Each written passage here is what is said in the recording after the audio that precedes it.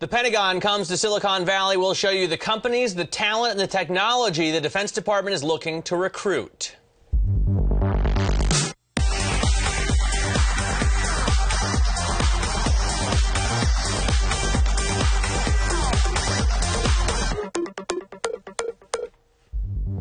I'm Matt Miller here in New York. This is Bloomberg West, East Coast. Coming up, Defense Secretary Ash Carter speaks with Emily Chang about building a better relationship with the tech community and building robot soldiers. Plus, is there a cybersecurity bubble? We'll hear from the CTO of Tanium. And the Pentagon unveils a plan for high-tech, flexible electronics. All that ahead on Bloomberg West. First, to our lead, U.S. Defense Secretary Ash Carter says he has a lot to learn from Silicon Valley. Secretary Carter is in the Valley trying to build a stronger relationship with the tech community. Earlier today, Emily Chang sat down with Carter for an exclusive interview. Emily joins us now from Mountain View, California. So, Emily, tell us all about today's event.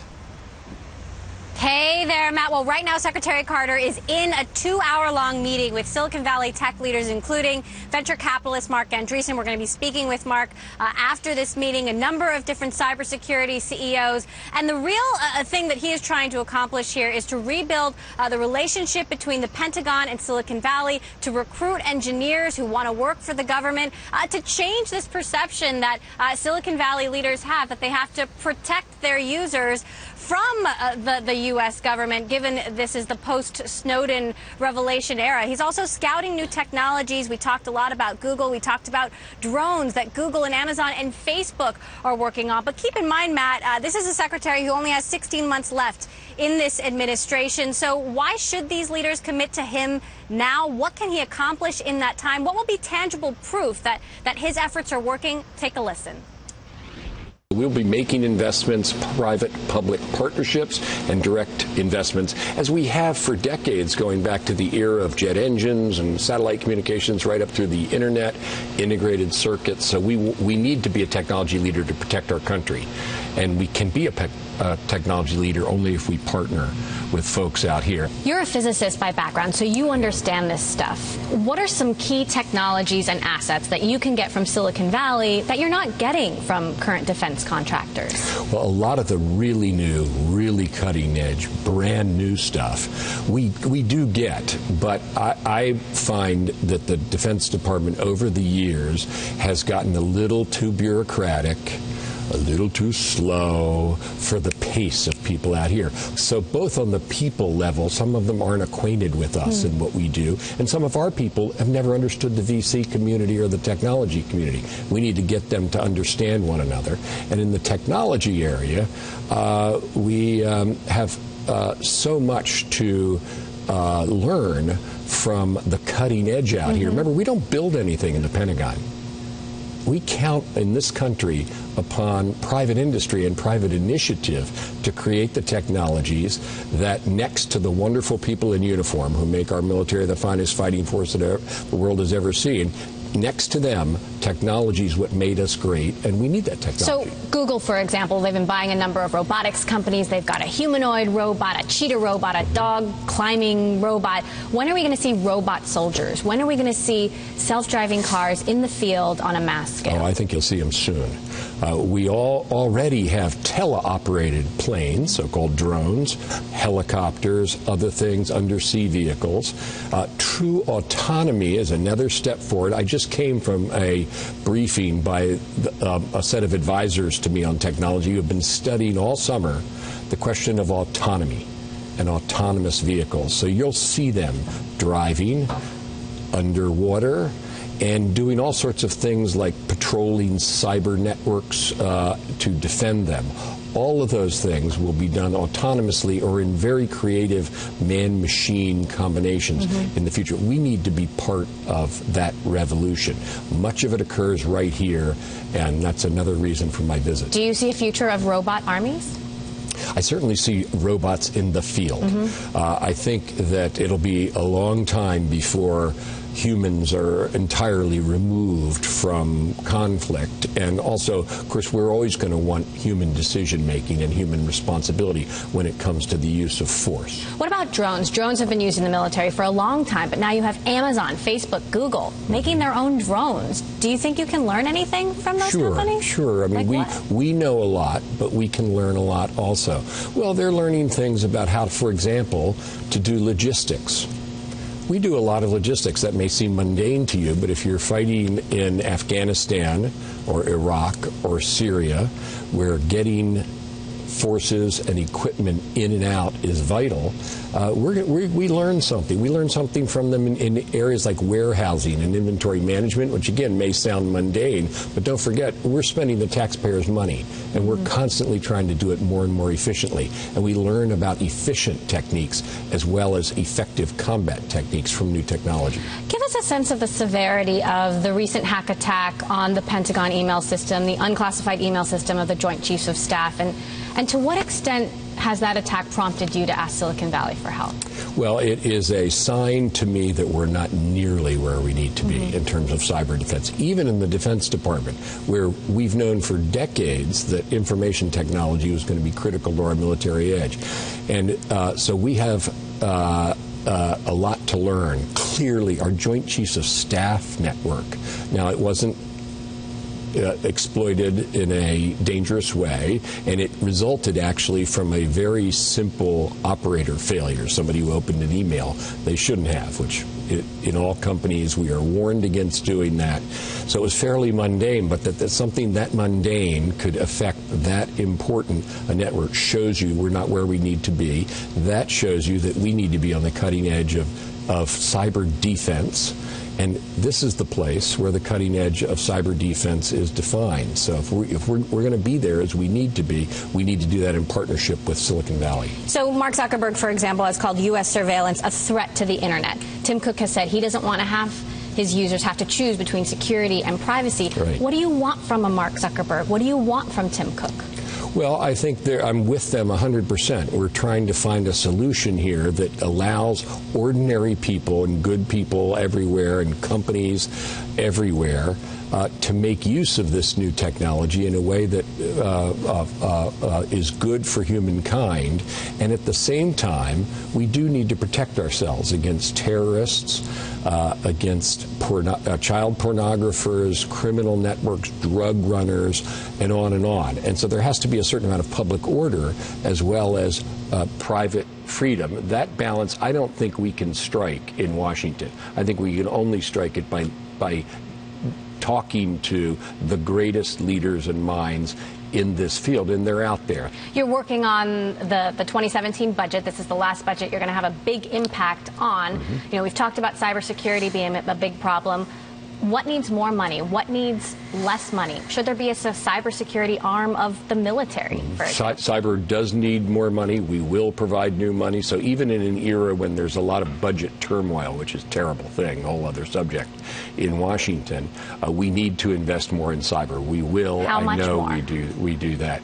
You know, interestingly, the tricky thing is in cyber investments, as any company out here, I'll bet you will tell you, isn't so much the money, it's the people. It's finding good people that is challenging for us as we try to do cyber defense. And so hiring those people, training them, deciding what mix of uniformed people, government people, industry people we should have in our cyber force, that's more challenging even than the dollars. And in fact, on that issue of recruiting, Secretary Carter is going on to LinkedIn after his meeting here at the NASA Research Center to focus on recruiting, how they can better recruit engineers and get people to want to work for the government. And by the way, the NSA, the director of the NSA was also out here recently in Silicon Valley. The FBI has been out here. You have the highest levels of the government coming out to try to rebuild this relationship with Silicon Valley in the post-Snowden era, Matt. And surely meet with some of their spies. Were they at the hacker conference as well? I mean, I would assume that's a great place for them to recruit. You know, what's interesting, Matt, after the Snowden revelations, federal agents were actually banned from DEF CON, the hacker conference that you're mentioning. Recently, they've allowed more federal agents back in, but I think it's going to be a long time before this trust is restored between the security community and the government. All right, fantastic exclusive get. Emily Chang, great to watch. Thanks very much. Awesome job out of San Francisco, out of the West Coast, I should say. Now, time for a status update on the Ashley Madison story. The CEO, Noel Biederman, stepping down more than a month after hackers stole and published personal information about more than 30 million accounts. Details are still emerging about Ashley Madison's business practices. Internal emails show the company may have created fake female profiles and that very few real women were actually using the site. So let that be a lesson to you. Up next, one of the hottest cybersecurity startups in Silicon Valley, Tanium's co-founder dishes on the ballooning valuations in his industry. And Facebook cracks down on video pirates. We'll check out how after the break. Stay with us on Bloomberg West.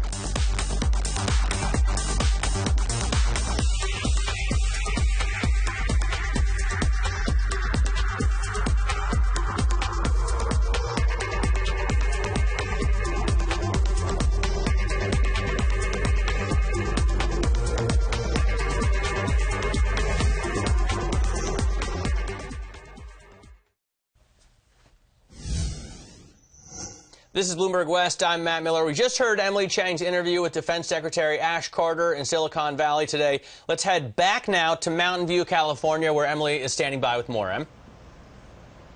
Hey there, Matt. The Defense Secretary right now meeting with a number of different Silicon Valley tech leaders, including the CTO and co-founder of a company called Tanium. Now, what's interesting is this gentleman, Orion Hindaw, told me he's met with Secretary Carter 4 times in just the last year. So that just goes to show just how much effort the Secretary is putting into rebuilding these bridges with Silicon Valley. Tanium, a very hot cybersecurity company right now, reported to have a $3 billion valuation, a company that does a lot of work with the government. I asked him just what is that like?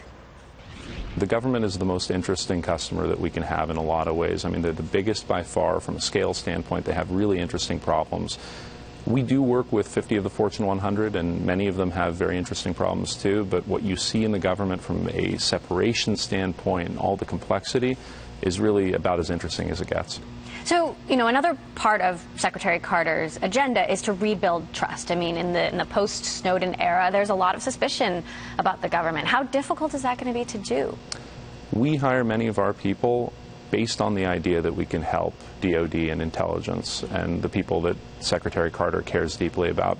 It turns out that in many cases, many of our engineers really, really want to help the men in the field be able to be more active and more effective. And so I think there is some trust that needs to be rebuilt around the NSA and what they've done, but I think the flip side is there's a lot of goodwill that already exists, and I think we need to capitalize on that to help. Now, Tanium is such an interesting story. You actually worked on the technology for many years before you even started selling it. Tell me about that. There's this myth in Silicon Valley that you can build this minimum viable product and just sell it to people and it'll take 6 months. It turns out in our business you really have to get it right the first time. So we spent about 5 years with tens of engineers building it, working with customers in labs and then in production to make sure it was working on hundreds of thousands of computers before we ever took it to market. And that's what allowed us to go from $0 of sales in 2012 up to over $200 million this year, is that the technology just works. And that takes a long time to actually get working. So what is the technology? What's so special about it? Because this is a crowded market. Sure. If you look at most of our customers, when we first get there, they don't even know how many computers they have, right? Much less what they're doing or where their data is. I've talked to CIOs who've told me that they had between 100 and 200,000 computers, or 200 and 400,000 computers when I got there. If you don't know how many computers you have and what they're doing, you have no prayer of securing them. And so the first thing Tanium does is allow you to see everything you have, where it is and what it's doing. And then you can start analyzing it against all the things that you want to make sure are true. So vulnerabilities are closed, operations are being done correctly, the right processes are running, and then actually change them. So we have customers who've gone from 80% compliance to 99.7% compliance in weeks because we can actually tell them what they have and where it is. And so that's what Tanium does. What trends are you seeing in the cybersecurity market? Because it seems like a very crowded market. There are a lot of companies out there that are very niche. Valuations are getting very high. Absolutely. So what I'm seeing is a lot of companies that are raising money on an idea and then never really executing on it, and then ironically raising more money on the fact that they haven't executed, but they think they might be able to do that later. there's so much interest in this area that any good idea is being funded to the point where it can just keep on zombieing forever, and I think that's going to have to change. I mean, there are many companies in our market where their cost of sale is higher than the revenue that they're getting, and they have no idea how to change that, and that's called a nonprofit, right? I mean, they should reincorporate as nonprofits if that's the way they're going to run their business. So I think there's going to be a real consolidation in our space around technologies that really work. I think that there's going to be a change in funding, because I think the venture community is going to recognize that there's a pattern here that they don't want to continuously promote. And I think that's going to be really good for our customers, because many of them are really struggling to figure out what's real and what's not real. How do you imagine this consolidation playing out? I think a lot of companies are going to go bankrupt or be acquired for almost nothing. I think in many cases they just don't have much technology behind them. So would you say we're in a cybersecurity bubble? I think that there are a lot of companies that don't deserve to exist, and I think that they are going to shake out. You know, I think in aggregate we may not be in a bubble, because there are going to be some companies, and we hope to be one of them, that will break out and become $20 or $30 billion companies in the next few years. But the flip side is a lot of the companies being funded today really don't have anything worth funding. Can you tell us any information about your own fundraising plans? There have been reports that you guys are raising money, again, at up to a $3 billion valuation. What's the real story? I can say that the reports are inaccurate, but that probably within the coming days or weeks or months, you guys will get the real story. So you're not raising money right now, or the $3 billion valuation is not correct? One of those. How about this? You know, there have been warnings from people like Bill Gurley of Benchmark Capital. You know, he's concerned that startups are prioritizing growth over profitability. How are you prioritizing growth versus profitability? So we've been growing 300% year over year, and we've been profitable every quarter during that process. And I will say very clearly, I think that being profitable as a startup is hard, but it's absolutely worth it, because it forces discipline. Many of these companies are throwing things against a wall and seeing if they stick. At Tanium, we've never allowed ourselves to do that, which has forced us to really think through everything we're doing, and I think the company's better for it. Orion Hindaw, co-founder of Tanium, not mincing words there, and sort of echoing what Mark Benioff, the CEO of Salesforce, told me earlier this week. There are going to be a lot of dead unicorns out there, in this case, cybersecurity unicorns. It'll be interesting to watch, Matt. Yeah, very interesting indeed. All right, Emily, thanks very much for that. Now, Facebook beefing up its tools to spot pirated videos as so-called freebooting has become an issue for content creators. Facebook is piloting a video matching system that will spot copied content quickly on top of Audible Magic that already uses audio fingerprinting to find videos that shouldn't have been uploaded. Some similarities to policies at companies like YouTube and Twitch, but Facebook warns it could take time before it's all in place. Next, Apple, HP, and Boeing team up with the Pentagon on a new innovation hub. We'll talk to the director on Bloomberg West. And as we head to break, we leave you with footage of Boeing's new drone-killing laser. The device can shoot down drones mid-flight and will be used to supplement traditional missile defense systems.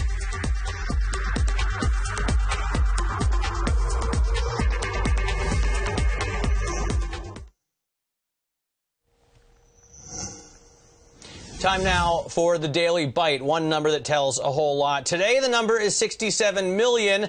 That's how much money iZettle, a Swedish payments startup and rival to Jack Dorsey's Square, has raised with participation from Intel Capital and Zook Capital. iZettle's card reader works with chip and pin and contactless cards and also accepts mobile payments from Apple Pay and Google Wallet. The latest funding reportedly gives iZettle a $500 million valuation, and it plans to use the money to keep expanding in Europe. Turning now to flexible hybrid electronics, that is the focus of a new initiative announced by Defense Secretary Ashton Carter. The hub is made up of 162 companies like Apple, HP, and Qualcomm. It will receive $171 million in funding, including $75 million from the Department of Defense itself. Emily Chang is with the director, Dr. Malcolm Thompson. Emily? Thanks so much. And Dr. Thompson, thank you so much for joining us. You are going to be running this new center. You were the former CTO of Xerox, so you've seen certainly a lot of technologies develop over the years and probably seen changes in the relationships between the government and Silicon Valley. But I'd like to start. Give me some examples, realistic examples of where we'll see what you're working on in military applications. In military applications, Imagine putting a very thin film of electronics all over an aircraft wing, okay? You stick it to the outside of the aircraft wing, and it measures stresses in the wing. Now, you look at the plane when you're on the plane, the wing flaps, so it better be flexible. So when might we see something very, like that? very soon you will see something like that in the next year or two. There are some examples we saw in the announcement where the Air Force brought some wings with some of that stuff on it already. They also talked about incorporating sensors into military uniforms, for example. You know, a company like Apple is part of this partnership.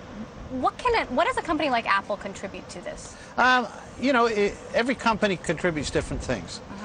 What it helps to understand is what their customers are wanting and what they don't tell us necessarily everything about what they're going to do and what their next product is. But what they will do is to say, hey, this is not an Apple, it's just an example, right? Oh, but give me an Apple example. I want something that's stretchable. I want stretchable electronics. You ever tried putting a bandage over your elbow? It better be stretchable. And there's an example of something where, you know, in medicine, you want to measure, you want to find out how you're healing. Right. And you want to basically see if this is grossly infected, and you want it continuously monitored. That's an example of something. So we're working on stretchable electronics as well as, especially when it's connected to the human body. So quickly, you know, this is a $170 million partnership. What are your deliverables in 30 seconds? Our deliverables is to create a roadmap of technology and find out where all the gaps are that's preventing things being manufactured. And we go out and put out a proposal, and we get all these companies working on those gaps in the technology. So eventually, 2 to 3 years from now, there'll be a much more complete ecosystem, and people will be manufacturing these things in much higher volume. All right. Dr. Malcolm Thompson, head of the new FlexTech Alliance here in Silicon Valley. Thank you so much for joining us. Matt, we're also going to be speaking with Mark Andreessen as soon as he gets out of this meeting with the Defense Secretary. We'll have that for you guys on Monday, and we'll continue to follow the Secretary. He's going on to LinkedIn after this as he continues to rebuild this bridge between the Pentagon and Silicon Valley. All right, what an incredible military edition of Bloomberg West. That does it for this edition. On Monday, don't miss Emily's full conversation with Mark Andreessen.